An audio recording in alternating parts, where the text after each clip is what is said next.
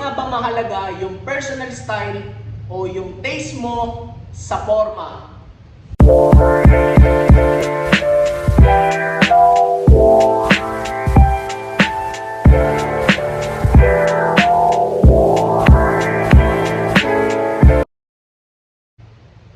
Yo! Para nga pala sa mga hindi nakakilala sa akin, ay Mike Lacson at nagpa-practice ako ng styling para sa sarili kong streetwear brand, Vibes and Vices, at para sa isang creative agency which is Common Creative Department.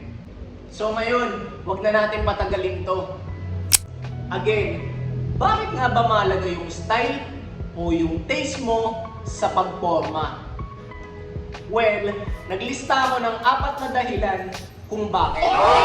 Number 1, kaya mahalaga yung personal style o yung taste mo sa forma kasi sabi nila kung ano raw yung suot mo pag namatay ka, yan na rin yung magiging suot mo sa heaven.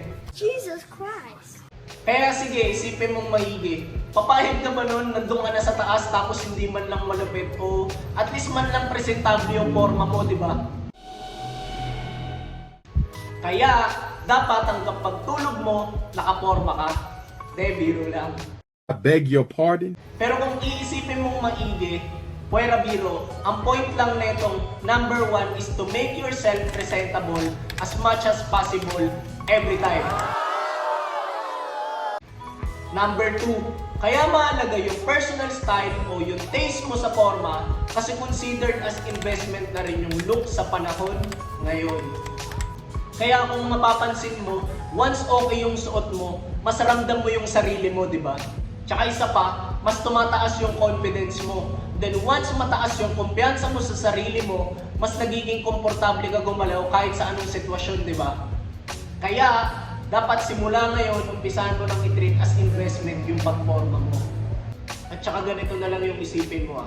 Sa panahon ngayon, hindi naman na talaga applicable yung kasabihan na don't judge the book by its cover.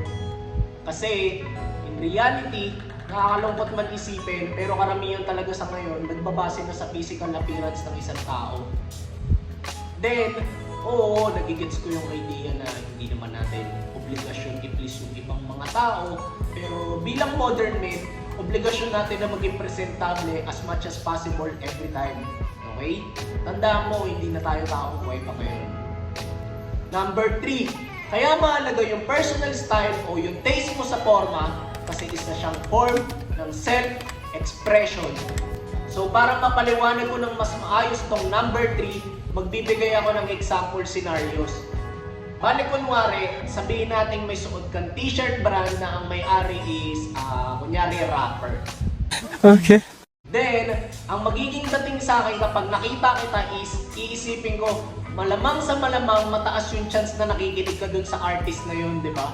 Kasi sinusuporta mo nga yung business o yung brand niya eh. Aha! Or kunwari naman, isa pang senaryo. For example, meron kang suot na isang brand na ang movement is tungkol sa car scene o sa auto. Siyempre, yung magiging dating naman sa akin nito kapag nakita kita is, iisipin ko, malamang sa malamang meron kang sarili mong auto or in some way interesado ka sa mga sasakyan, di ba? So, nakita nyo na? Kaya mahalaga yung personal style o yung taste mo sa forma kasi pinapakita niya rin kung ano yung mga hobbies mo, kung ano yung lifestyle na meron ka, pati yung mga passion and personality mo. Kaya, dapat siguraduhin mo na yung forma mo is pasok talaga sa mga interest na meron ka. Ang sabi nga nila eh, you are what you wear. Then, last but not the least, and hinuli ko to kasi sa tingin ko ito yung pinaka-importante sa lahat eh.